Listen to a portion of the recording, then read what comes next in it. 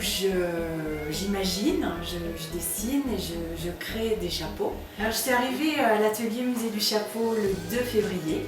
Quand j'étais jeune, je rêvais de travailler dans l'accessoire de mode.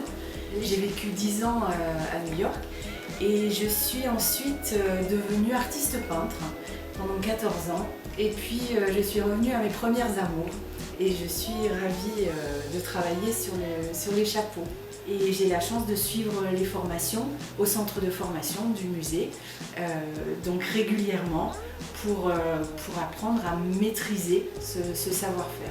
Il y a 2 parties dans mon métier, donc chapelière et modiste. Donc chapelière, c'est lorsque je moule des feutres. Donc c'est un chapeau qui est fait d'une pièce avec sur une forme en bois.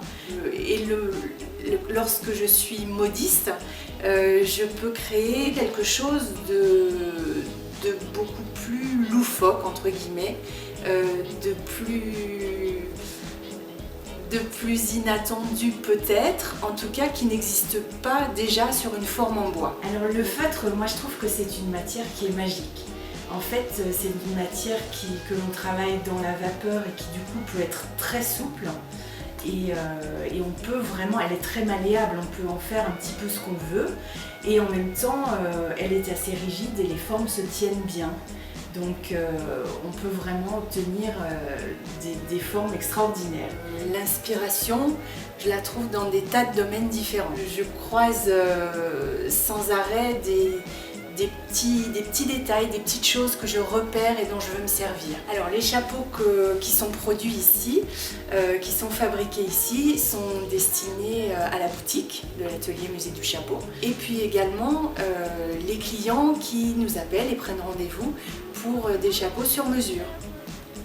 Alors peut-être que vous avez une idée très précise du chapeau que vous aimeriez, dont vous rêvez.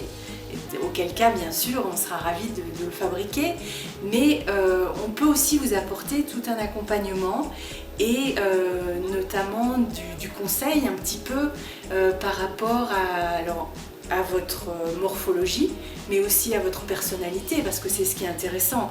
Un chapeau, ça met en avant qui on est.